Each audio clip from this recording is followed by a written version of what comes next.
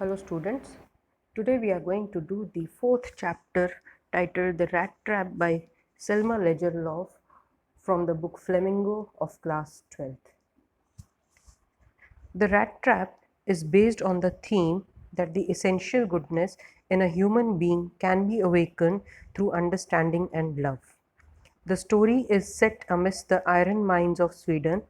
The author has beautifully brought out human loneliness and the need to bond with others. Now about the author. Selma Lagerlöf was a Swedish writer whose stories have been translated into many languages.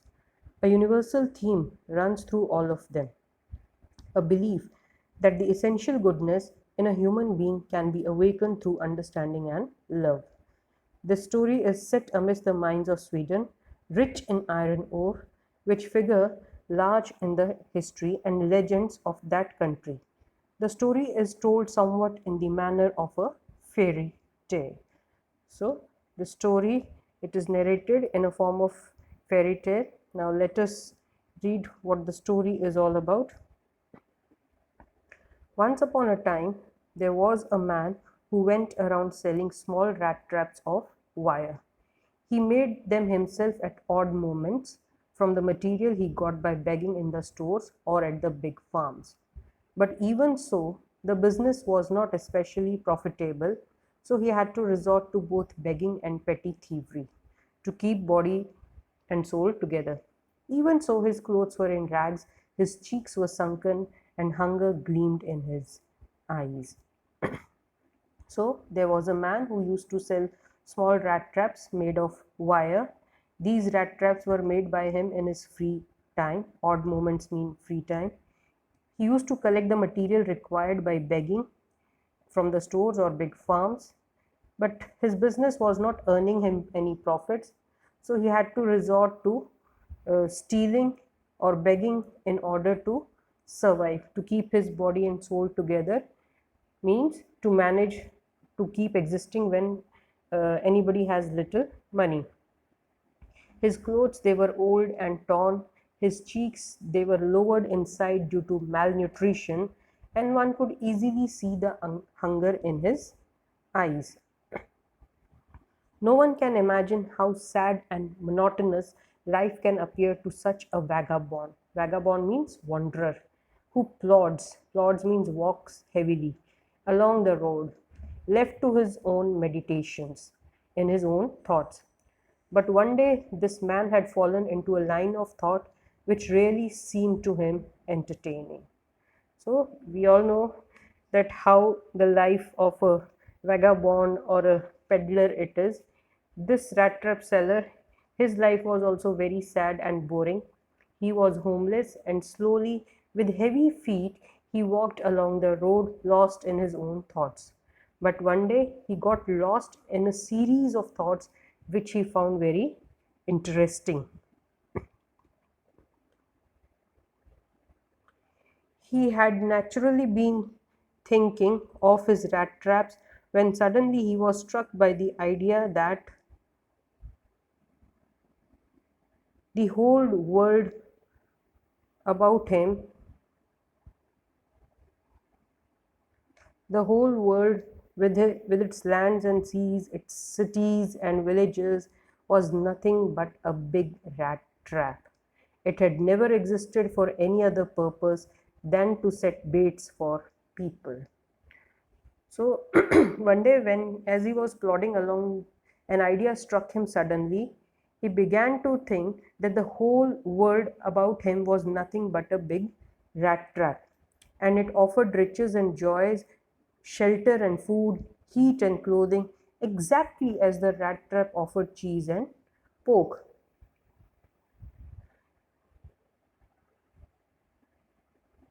And as soon as anyone let himself be tempted, means convinced or get attracted to touch the bait, it closed in on him, and then everything came to an end.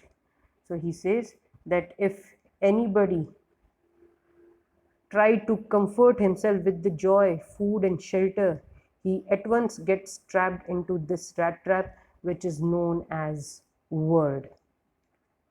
The world had, of course, never been very kind to him, so it gave him unusual joy to think ill of it in his way.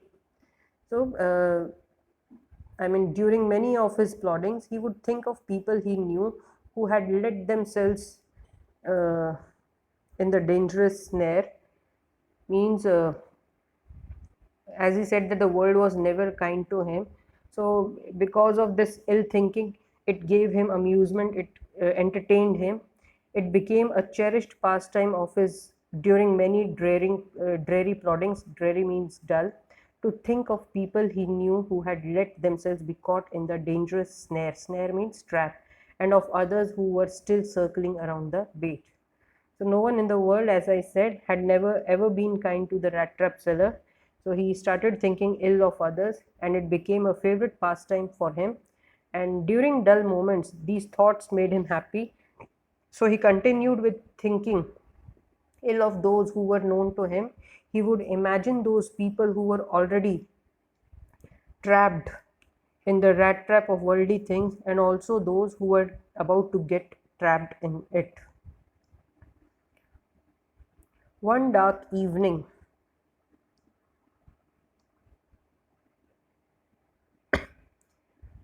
as he was trudging means walking slowly or tiredly, along the road, he caught sight of a little grey cottage by the roadside, and he knocked on the door to ask shelter for the night.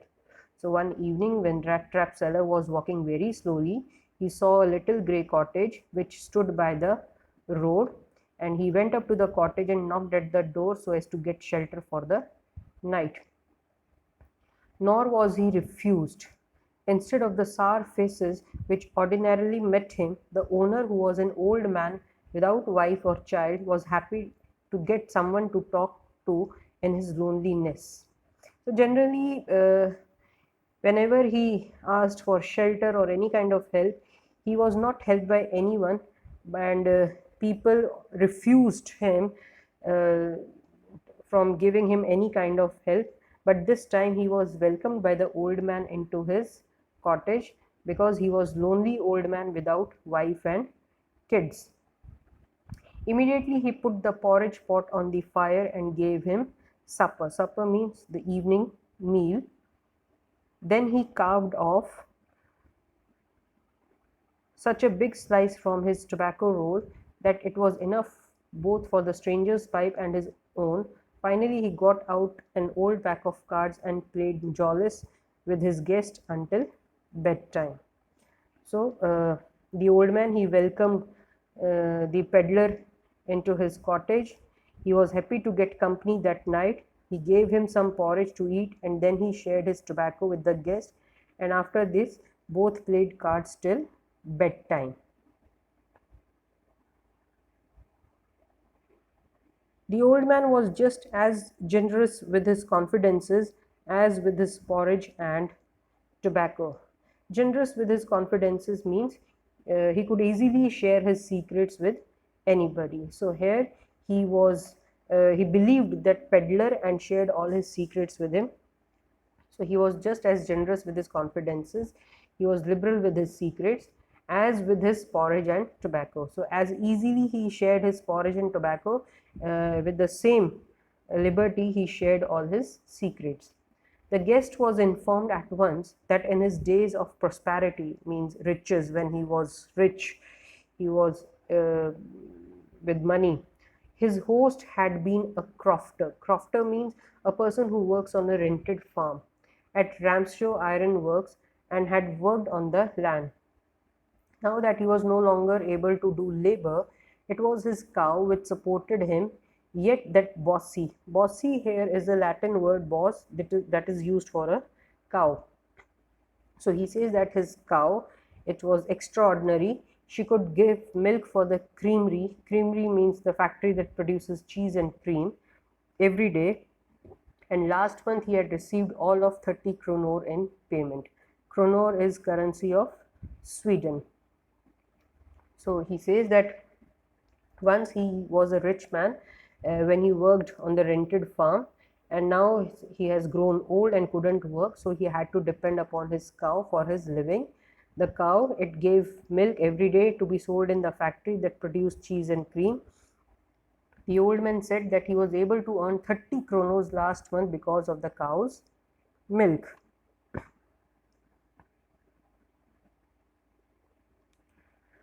The stranger must have seemed incredulous, for the old man got up and went to the window, took down a leather pouch which hung on a nail in the very window frame, and picked out three wrinkled 10 kroner bills.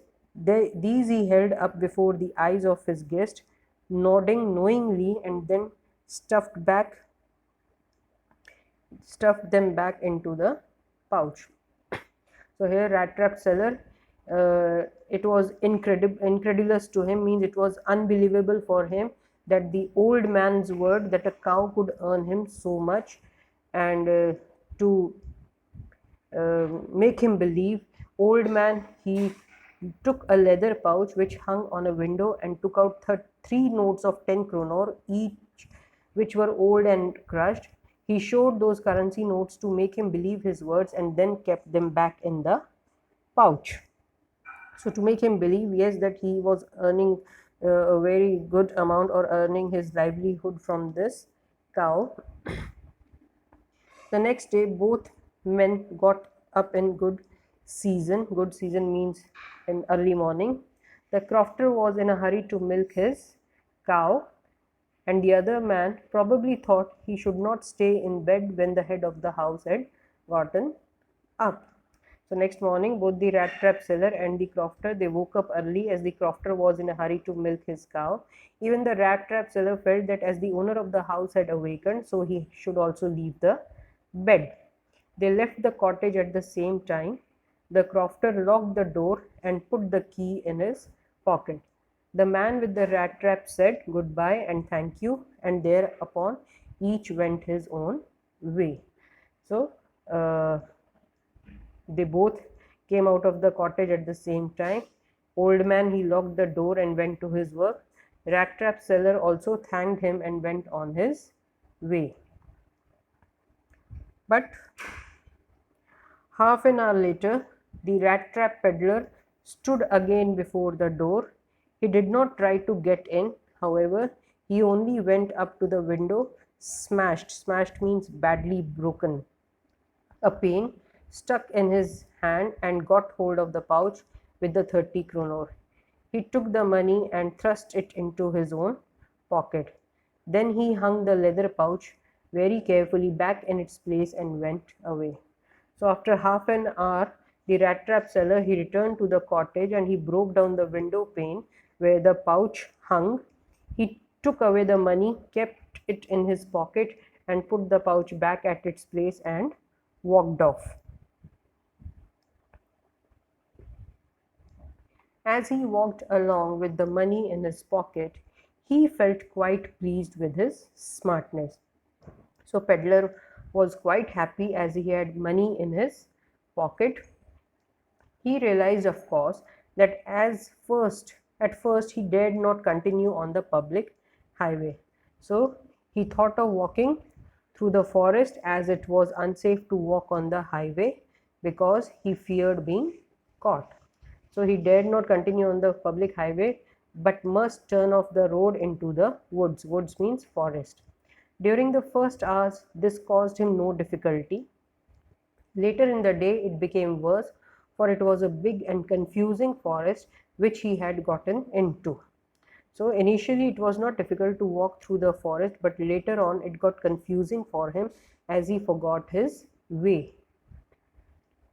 He tried, to be sure, to walk in a definite direction, but the paths twisted back and forth so strangely. He walked and walked without coming to the end of the wood, and finally he realized that he had only been walking around in the same part of the forest.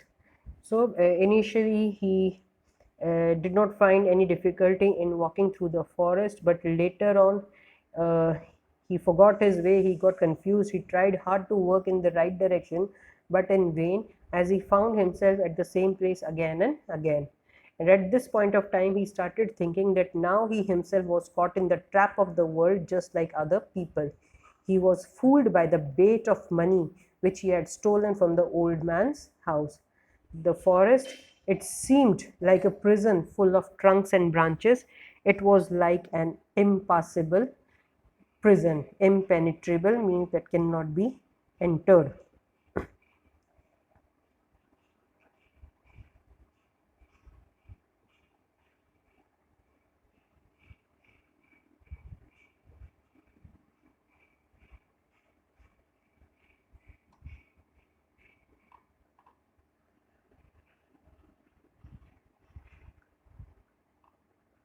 So, all at once he recalled his thoughts about the world and the rat trap, and he thought that now his own turn had come, and he had allowed himself to be fooled by a bait and had been caught. And this whole forest with its trunks and branches, its thickets means the bushes and fallen logs which closed upon him like an impenetrable prison from which he could never escape, means it was like an impassable prison to him from which he cannot release, from which he cannot move out. It was late in December. Darkness was already descending over the forest. This increased the danger and increased also his gloom and despair. So, gloom and despair means sorrow and hopelessness. So, as it was the month of December, it got dark early, means darkness was descending, it was coming down over the forest, which increased the danger and also increased his sorrow and hopelessness. Finally, he saw no way out and he sank down on the ground. So there was no way left for him to get out of this forest. So he sat on the ground and was so tired and terrified that he thought that this was his last moment and soon he would die. So he sat down on the ground, tired to death, thinking that his last moment had come. But just as he laid his head on the ground, he heard a sound, a hard, regular thumping. There was no doubt as to what that was. He raised himself. Those are the hammer strokes from an iron mill. He thought, there must be people nearby. He summoned means gathered, all his strength, got up and staggered in the direction of the sound. Staggered means to walk with difficulty. So when he was tired and got terrified with the thought that his last moment had come, and the moment he laid his head on the ground, he heard a very strong regular sound. It was a hard sound that was coming at the regular intervals. He soon realized that these sounds were the sounds of hammer strokes from an iron mill. He thought that he could find some people nearby. With this thought, he gathered some strength and started walking with great difficulty towards the direction of the sound. The Ramsjo Iron Works, which was now closed down, were not so long ago a large plant with smelter, rolling mill, and forge. In the summer time, long lines of heavily loaded barges and scows slid down the canal, which led to a large inland lake, and in the winter time, the roads near the mill were black from all the dust, coal dust, which sifted along from the big charcoal crates. So the Ramsjo Iron Works, it was a large plant which had shut down few years ago. It had smelter. Smelter means a machine in which metal is smelted to form into a shape. Rolling mill, it is a machine to roll metal into sheets. And a forge. Forge is a shop where metal is heated. In summers, these long flat-bottomed boats, barges and scows, they are kind of boats. They carried the material and that would come down the canal, which led to a large inland lake for supplying material to the mill. And in winters, the roads turned black because of the coal dust that came along due to the transportation of the charcoal crates. So it says that during summer the waterway was used, and in winter the roads were used for the transportation of the charcoal crates. During one of the long dark evenings just before Christmas, the master smith and his helper sat in the dark forge near the furnace waiting for the crude iron which had been put in the fire to be ready to put on the anvil, which now and then one of them got up to stir the glowing mass with a long iron bar. Returning in a few moments, dripping with perspiration, though, as was the custom, he wore nothing but a long shirt and a pair of wooden shoes. So, here, on one long dark evening near Christmas time, the master smith and his helper, they were sitting in the dark forge which was built near the furnace. He was wearing a long shirt and a pair of wooden shoes. Both of them were waiting for the pig iron which was put inside the furnace fire to be ready to put onto the anvil. Anvil is a heavy iron block with a flat top and concave sides, basically with the flat top which is used to shape the metals. They took turns to stir the liquid which was very hot. As they could bear the heat for a few minutes, each of them would return sweating profusely. Perspiration means sweating. All the time there were many sounds to be heard in the forge. The big bellows, it's a device used for blowing air into the fire, groaned, and the burning coal cracked. The fire boy shoveled. Shoveled means move charcoal into the mow. Mow means the opening or the mouth of the furnace with a great deal of clatter. Clatter means loud noise. Outside roared the waterfall, and a sharp north wind whipped. Whipped means hit the rain against the brick tiled roof. So one could hear different types of sounds in the forge. There was a big bellow which was blowing air in the fire with great sound. Also there was the sound of the cracking coal. One could also hear the bang of the charcoal which was being shoveled by the fire boy. The sounds which were coming from outside the mill. These were of the waterfall, the high-speed north wind which hit the raindrops against the brick-tiled roof. It was probably on account of all this noise that the blacksmith did not notice that a man had opened the gate and entered the forge until he stood close up to the furnace. So, due to these different types of sounds, the blacksmith, he didn't realize that a man had opened the gate of the forge and he had entered till he came and stood near the furnace. So, he is talking about this rat trap seller who got lost in the forest. Surely it was nothing unusual for poor vagabonds. Vagabonds, I told you, wanderers moving here and there aimlessly, without any better shelter for the night, to be attracted to the forge by the glow of light which escaped through the sooty panes. Sooty panes here, the window panes that are covered with the soot. Soot is black powder produced when coal or wood, etc. is burnt. So through the sooty panes, and to come in to warm themselves in front of the fire. The blacksmiths glanced only casually and indifferently at the intruder. Intruder, again, it is word used for a rat trap seller, means the person who enters without permission. He looked the way people of his type usually did, with a long beard, dirty, ragged, and with a bunch of rat traps dangling on his chest. Dangling means hanging freely. So many homeless people, they used to get attracted to the lights of the forge which peeked through the window panes which were covered with the black powder of burnt coal. They would seek shelter there. They would warm themselves with the help of burning fire. As the blacksmith were accustomed to visitors, means they were used to it, that the people they had come used to come to their this iron works for shelter. So he was accustomed to that. So these people, they were indifferent to them. So he was indifferent to this peddler also. They just looked at him. The rat trap seller's appearance was similar to that of other wanderers. He had a long beard, was dirty, wore old worn out clothes, and had a bunch of rat traps hanging from his chest.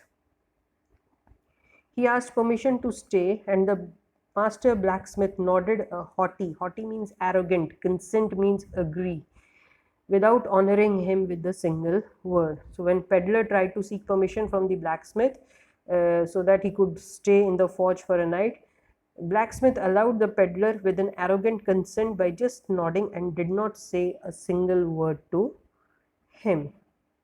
So we'll stop here and we will continue next time.